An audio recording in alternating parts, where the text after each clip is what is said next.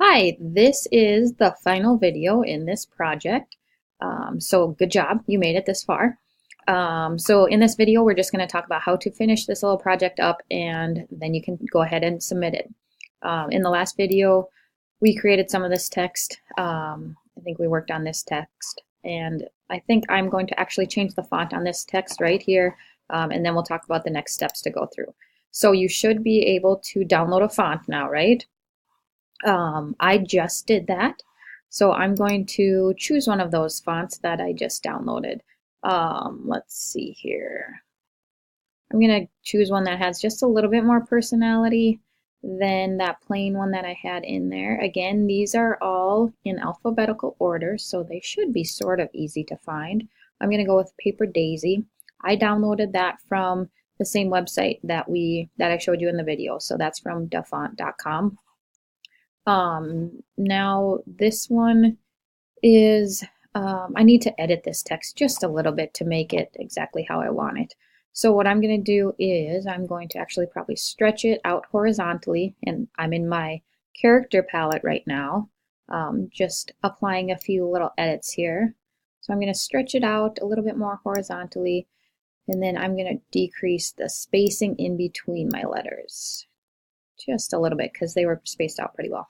All right, I'm happy with that right there.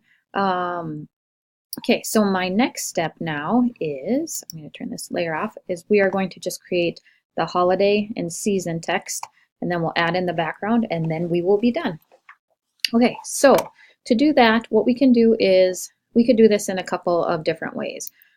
One of the ways is we could create a line using our line tool, and then have our text follow along that little line. And you can make that at whatever angle you want, and your text will follow along with it. So this is similar to the method that we used in creating this other text. Okay, I'm going to choose my type tool, and now I'm looking for that little icon right there. So my mouse, my cursor should look like that. Hopefully you can see that okay. So I'm just going to click there. Oops, and I think mine is actually going to type on the bottom. But we can fix that, right? So just go to your path selection tool, which is right below your type tool. Click that, and now I'm going to drag this over so that it's switched around. In theory, I think I'm going to have to adjust the spacing in between my letters. That's what's happening. My spacing in between my letters, or my tracking, is too great, so that's why it's wrapping around to the bottom of my line. So I'm just going to click on this little guy right here, drag that slider over, and now everything fits on one line altogether. My size of my text, however, needs to be changed. So I'm going to pull this down to around 100. I kind of like to start at the baseline, or how the text was created by the person who created the text. And I like to kind of go with their intentions to a large extent. So I think that should be about good. While I'm at it, I need to change the color. So I'm just going to choose, I just clicked on, I'm in my character palette, I clicked on the color swatch, and now I can choose a color within here, so I can kind of guess what color I want, or I can choose my eyedropper tool. And I will just choose that, and that looks good right there. Okay, if you'll notice, we can still see that line below there, so that is this shape right here, or it should be that shape right there. I'm just going to click on that, and that should go away. I am going to turn this guy back on so I can check on the spacing right here. I'm just going to pull holiday up a little bit, so I'm using the arrow tool, the up arrow tool on my keyboard, and I'll put it right about there. Looks pretty good. If I wanted to, I could hit Control T for free transform and rotate that around so that it kind of follows the lines of my little curves a little bit, my swirls, or my curly swirlies, or whatever we called them. That looks good. I'll hit the check mark here, and now we're good there. What I'm going to do to make this easier on myself is I'm just going to copy this layer right here. So my holiday text, I'm going to copy that layer. I'll click and drag that down to the new layer little button. Click with my move tool, drag it over here, Control T for free transform, and I'm just going to rotate it around the other way till it kind of lines up. And then our next step will be to edit that text, because it should, instead of saying holiday over here, it should say season. So I'm going to my type tool, I'm clicking within my text. So I clicked in there. If I would have clicked, let's go back one step. If I would have clicked close to that text but not in it, I would just be adding a new layer of text. So I don't want to do that. So again, what I need to do is my type tool, click within my text, and then it will let me edit that. So I'm just going to type in season, and there we go. Also, if I wanted to edit my text and I didn't want to go through that route of selecting the type tool and clicking in there, another way I could do that is if I double click on the T in the little thumbnail of my text in my layers palette, then I can edit that text right now. So I could type something new in there if I wanted to. So we'll go back to that. Okay, so the next thing we need to do is we need to add a background. So we are going to go to a website. We will go to unsplash.com. This is a free photo resource. So people upload their photos here, and they are allowing other people to use them. And that's what we are doing, is we're going to use these in our little project. So I'm going to type in forest. I want an evergreen type of photo. So if you look in the original, the background, and it's hard to really tell, but the background is sort of the tops of some evergreen. So I'm looking for something that will be somewhat similar to that. So I could use this one right here. That one's a possibility. Go ahead and do a little bit of searching and find one that you like. Depending on which image you choose, that will affect the way we're going to edit our background. So if you are choosing one where there's a lot of difference in value, so here we're seeing a really light area and down on the bottom it's a lot darker. If you choose to place that in your document so that you can see both ends of that photo, then you're going to have a little bit more difficulty. But what we can do, and I'll actually choose this one, what we can do is just move that around in our document so that we don't have that problem. Okay, so now I downloaded it, and I'm going to go to place linked, and I hope you saw how I downloaded it. So I just clicked on the photo that I like. You can either click this button right here, or if you want to see a bigger version, you can click on it there and hit download free. Okay, so now I'm back in Photoshop. I went to File and Place Linked, and mine should be in Downloads. And what was that guy called? So let's name these.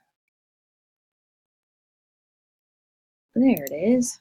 Why is that in? That's in a weird spot because I just downloaded that, so it should have been at the top. But anyway, so there it is, placed. I'm going to increase the size of this. While I do that, I'm holding my shift key so that my proportions are constrained and it's not distorting at all. Even though it's our background and we won't be able to see all of the detail in it, it's still kind of nice to not have that all distorted. Okay, that's good as far as I'm concerned. So I can hit this check mark right here or my enter key. And there we go. If you'll notice, I must have put it on a layer that's higher up than my other text here. So I'm just going to go to my layers palette.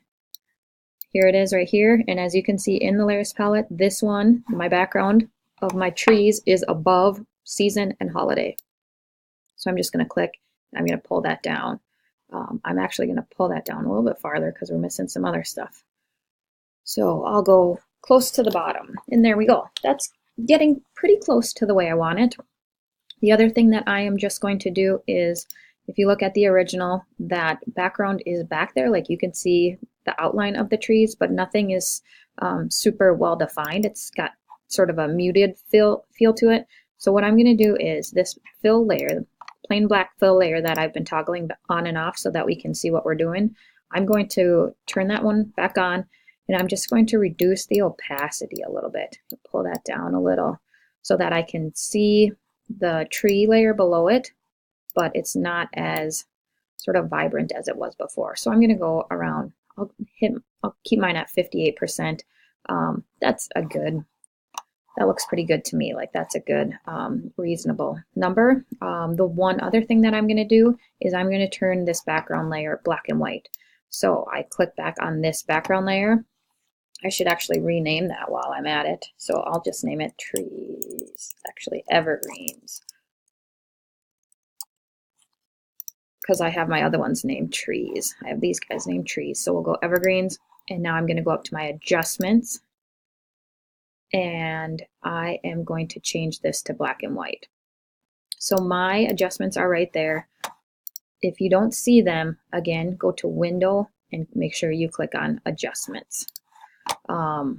You can also click right here at the bottom of your layers palette, right there, and then that also gets to your adjustments. So either way is accessing the same thing. So either here or here, you're getting it from, you can get to that from either direction. So all I'm going to do is I'm going to hit that black and white adjustment layer. And so now I have that black and white adjustment applied to that layer. And I kind of think that might be it. So that actually looks pretty good. I might rearrange things just a tiny little bit, like this star is too close to my top of my S, so I'm just going to bring that down a little bit. I right clicked on it so I could choose which layer I'm moving, and I should have renamed this. I didn't actually, so mine is shape 1 copy, which is not a good name for a star. So in your layers palette, you could actually rename everything. But I'm just hitting the down arrow on my keyboard and pulling that down a little bit, and maybe I'll move it over just a touch. One other thing that I would probably do is adjust the spacing in between these letters, because I'm getting them to be touching. They were touching right over here. So I'm going to move those, space those apart a little bit, but now I need to move my stars again. So I'll move that over there. Again, right click, choose the layer I want, and pull that over. So actually this might need to come over just a little bit. So I'm going to nudge that over to the left. These are just sort of the fine tuning little final adjustments that you need to do before you turn anything in. Okay, I'm going to clear my guide, hit clear guides there to get that one out of the way. And I think that's pretty good. I'm happy with that. All right, so now I'm going to save this. So File, Save As, and save it as your first name and last name, and then holiday graphic is what we're calling this. Save your PSD file. So mine is set to save my Photoshop file, my PSD file. Hit save. And then also go to do this again, File, Save As, and this time choose JPEG and save that. And then you can go ahead and submit the JPEG file instead of the PSD file for this one. Okay, so go ahead and submit that in Classroom. All right, there you go. Now you should be all set, and this project can be marked off as done. All right, thanks.